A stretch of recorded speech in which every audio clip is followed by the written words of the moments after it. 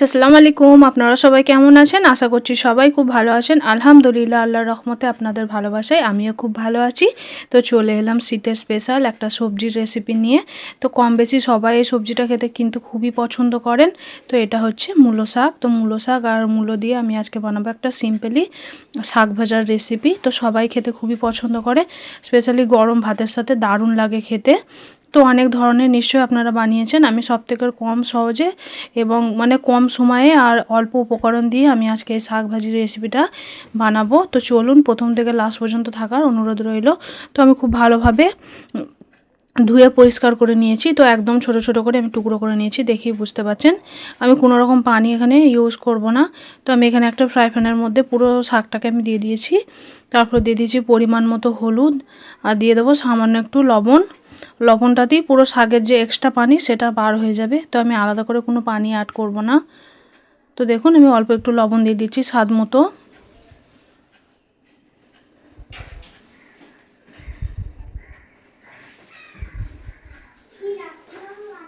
তো দেখুন আমি লবণ আর হলুদ পরিমাণ মতো দিয়ে এবার আমি ঢাকনা বন্ধ করে 1 থেকে 1.5 মিনিট মতো আমি ভাপিয়ে নেব।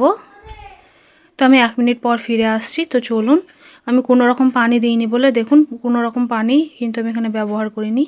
একদম শুকনো শুকনো টাইপের হয়ে আছে। তো এখনও এখানে শাক থেকে পানি বার হবে। একদম স্লোতে দেওয়া ছিল শাকটা। তো এবার আমি একটু হাই হিটে দিয়ে দিলাম, দিয়ে নাড়াচাড়া করছি। তো দেখুন শাকের যে এক্সট্রা পানি সেটা কিন্তু বার হয়ে গেছে। আর আমি দেখব মূলোগুলো সেদ্ধ হয়ে গেছে কিনা। মূলোগুলো একদম ছোটো ছোটো করে টুকরো করে নিয়েছি। তো দেখুন মূলোগুলো কিন্তু সেদ্ধ হয়ে গেছে। তো এবার আমি খুব ভালো মতো নাড়াচাড়া করে একটা স্টিলের জালতিতে আমি শাকটাকে ছেঁকে নেব। তো দেখুন একদম পানিটা বার হয়ে গেছে। তো এখানে আমি একটা লোহার কড়া নিয়ে নিয়েছি। তো পরিমাণ মতো সরিষার তেল গরম করতে দিয়ে দিয়েছি। আমি 6 থেকে 8 কোয়া রসুন এখানে আমি ফোড়নের জন্য ব্যবহার করছি। খুবই সিম্পলভাবে বানাবো, তার জন্য আমি এখানে এক্সট্রা করে কোনো কিছু অ্যাড করব না। আর দুটো দিয়ে দেবো শুকনো লঙ্কা। তো ঝালের জন্য তো আপনারা যেরকম ঝাল খেতে পছন্দ করেন সেরকম হিসেবে আপনারা দিয়ে নেবেন।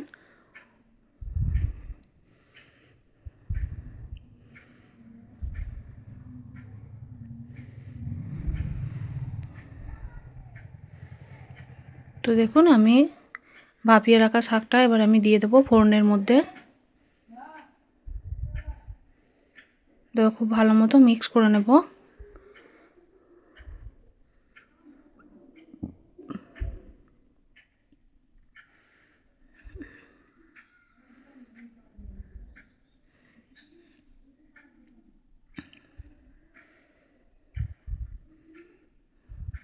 তো সামান্য একটু আমি এখানে জিরে গুঁড়ো অ্যাড করছি। লবণ আর হলুদ যেহেতু আমি আগেই দিয়েছি তাই আমি এখন আর ব্যবহার করব না। সামান্য একটু জিরে গুঁড়ো দিয়ে দিচ্ছি, এতে ফ্লেভারটাও দারুণ আসবে আর খেতেও খুবই ভালো লাগবে। ভাজা জিরের গুঁড়ো অ্যাড করে দিলাম। এবার খুব ভালো মতো মিক্স করে নিচ্ছি আমি।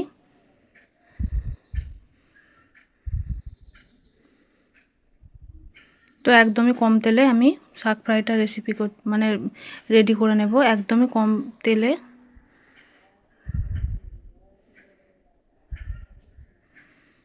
তো আমি একটু চিনি ব্যবহার করব। তো শাকেতে কে কে আমার মতো চিনি দিতে ভালোবাসেন বা খেতে ভালোবাসেন। তো আমি সব শাকেতেই অল্প করে একটু চিনি অ্যাড করি, এতে ফ্লেভারটাও দারুণ আর খেতেও খুবই ভালো লাগে। ঝাল মিষ্টি একটা, তার জন্য আমি একটু চিনি অ্যাড করে দিলাম। আর যেহেতু মূলো শাক একটু তেতকুটে টাইপের লাগে তার জন্য আরও আমি চিনিটা ব্যবহার করেছি। তো আপনারা না চাইলে নাও দিতে পারেন।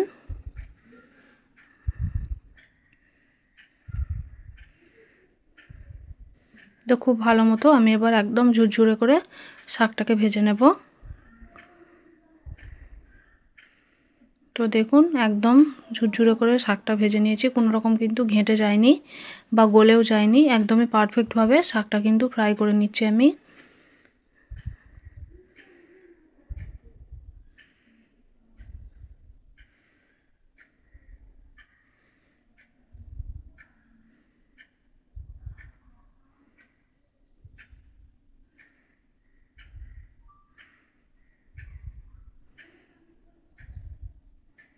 সুন্দরভাবে রেডি করে নিচ্ছি দেখুন।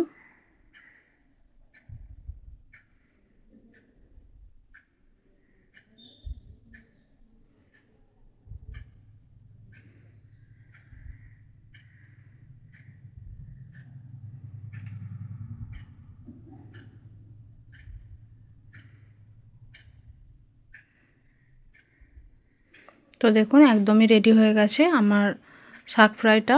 তো আপনাদের কাছে কেমন লেগেছে অবশ্যই কিন্তু লাইক কমেন্ট শেয়ার করবেন। চ্যানেলে নতুন হয়ে থাকলে চ্যানেলটিকে সাবস্ক্রাইব করে রাখবেন। এরকম সুন্দর সুন্দর ঘরোয়া রান্নার রেসিপিগুলো পাওয়ার জন্য অল নোটিফিকেশানটাকে অন করে রাখতে হবে। আর আপনারা কেমন শাক ফ্রাই মানে শাক ভাজি খেতে ভালোবাসেন সেটাও কিন্তু কমেন্টের মাধ্যমে জানাবেন।